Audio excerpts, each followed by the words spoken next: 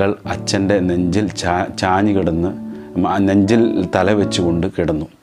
അപ്പോൾ ആ ഹൃദയത്തിൽ നിന്ന് ഹൃദയമിടിപ്പിലൂടെ ആ ശബ്ദം ഈ മകൾ അനുഭവിക്കുകയാണ്.